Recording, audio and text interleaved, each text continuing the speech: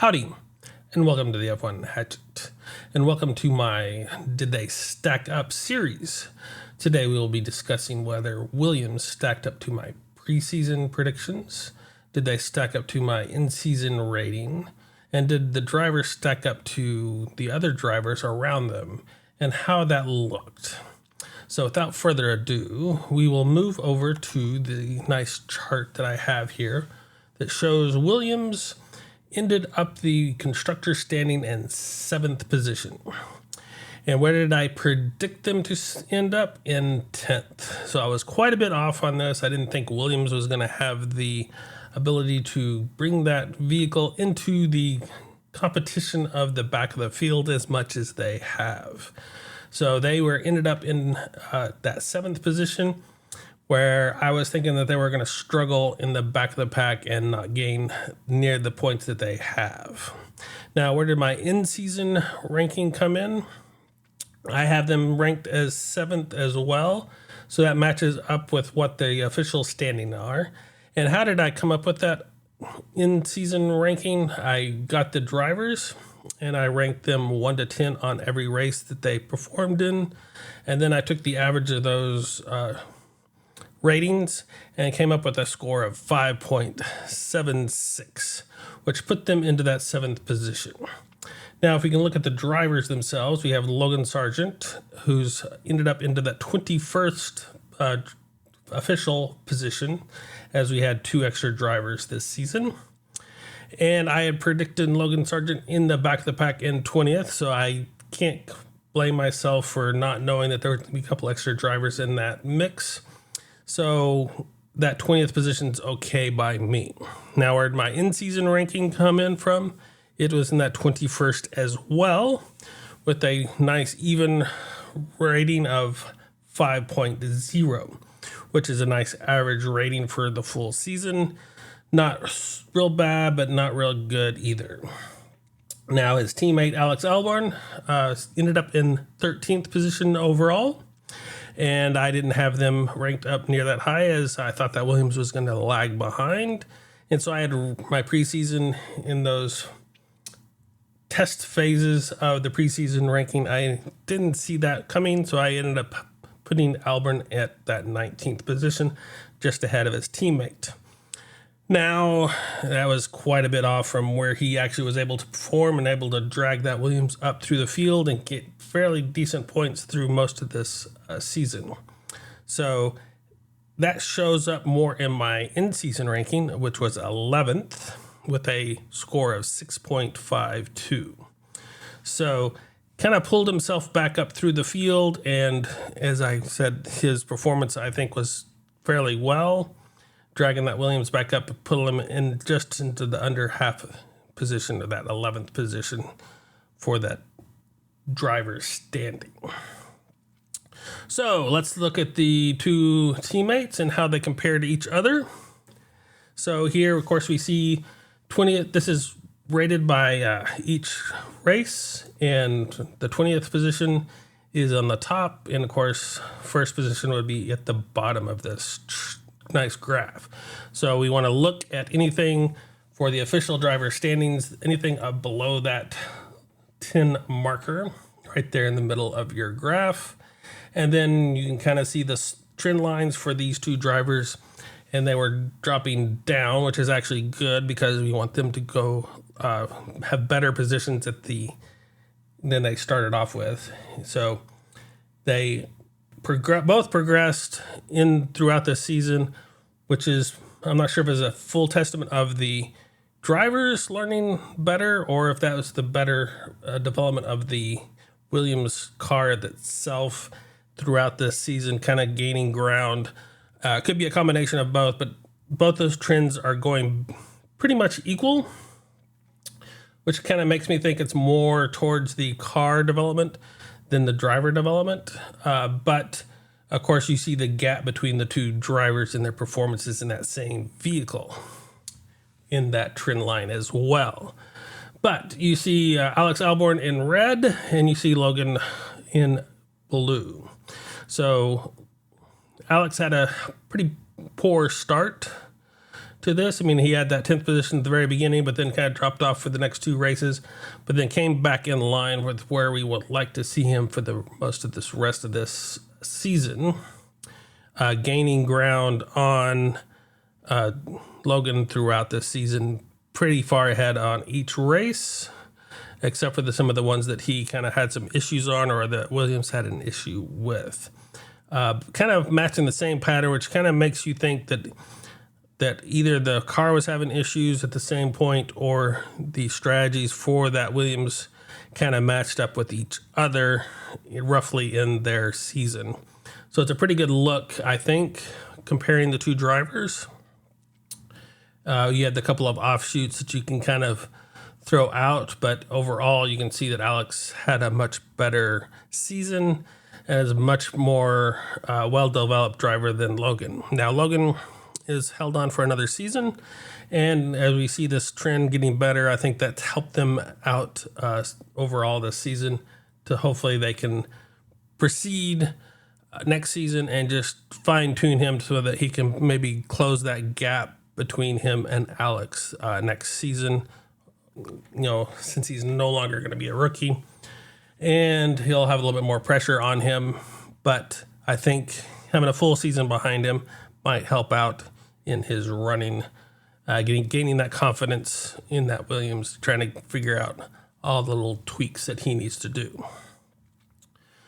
So we will proceed and see where Logan ended up between Nick DeVries in that 22nd position and Liam Lawson in that 20th position.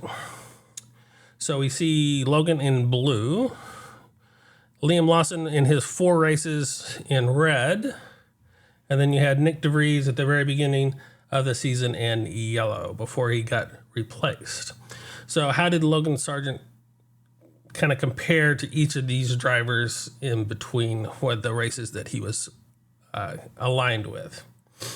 So at the very beginning of the season, we see him a little bit behind Nick DeVries, but I think you can kind of see that potentially he could have overtaken Nick if Nick held on throughout the season, but it's hard to know for sure since you'd have to have a crystal ball to figure out exactly what would happen if Nick DeVries had that seat the entire season. But as Nick DeVries was considered to be not really a rookie, even though technically he was a rookie this season, I think that kind of plays into how you look at these numbers at the very beginning. And then at that little 4 race section that Liam Lawson got the race in and gained points and got ahead of Logan on points, you can see that little gap. So it seems like Liam Lawson was a better driver, or that AlphaTauri that he was in was better than that Williams at that given point in time, which kind of makes you wonder overall. But I don't think that was really when AlphaTauri kicked in on that development cycle that they were in, gaining that much ground. So I think this is a good showing between Liam Lawson and Logan Sargent. Even when looks like Liam Lawson had a bad week in Qatar. Logan also had a not so great weekend. So that kind of keeps him underneath that curve that Logan was in during that period, which made Liam seem to be the better driver overall. So I think that's what kind of some of the people were wondering, if Williams could have finagled a deal with Red Bull to get Liam Lawson to replace Logan, which did not happen, or could not happen. I'm not sure exactly why. But anyway, we have Logan Sargent for another season, and this kind of gives you a little slightly skewed, but a little bit of idea of where those come in.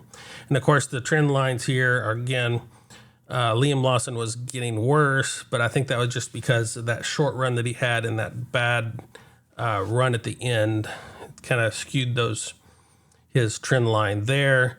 Whereas Nick DeVries is probably not quite as abrupt, but it probably looks a little bit worse than it would have been if he had the full season as well.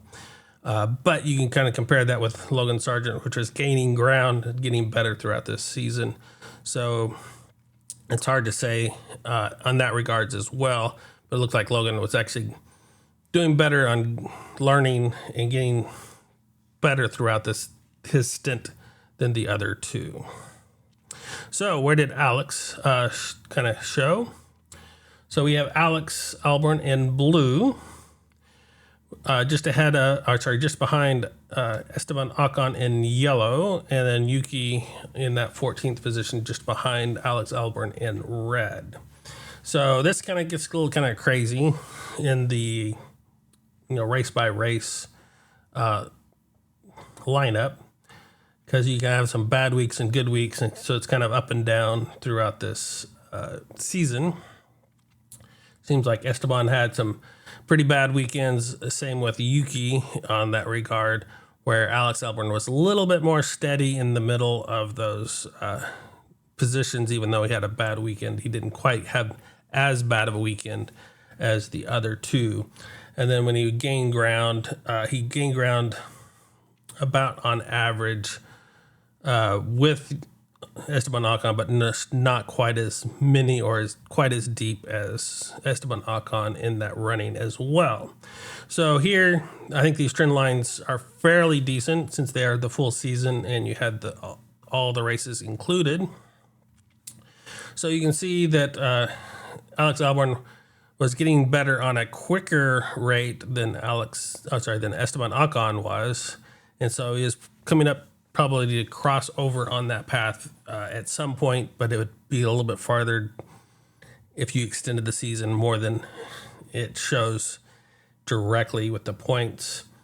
But I think Esteban Ocon got his points and was able to maintain that point run throughout the season, which helped him out a little bit more than Alex Albon. Whereas you have Yuki kind of slightly getting worse throughout this season, which I think was partly because of that mid-season issues that he was having. As you can see, that was his worst part of the season.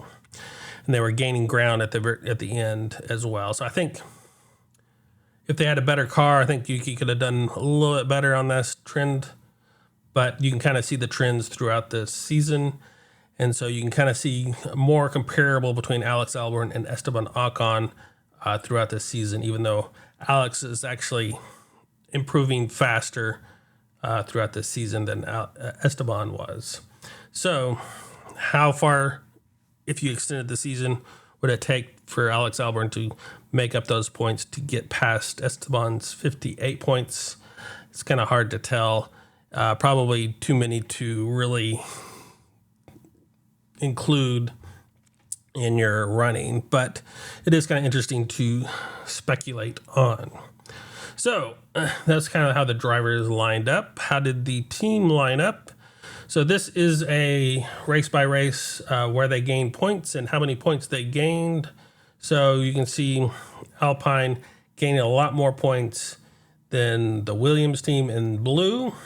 And then, of course, AlphaTauri was in red, kind of light at the very beginning and gaining more points near the end of the season. So and you can see those trend lines as well.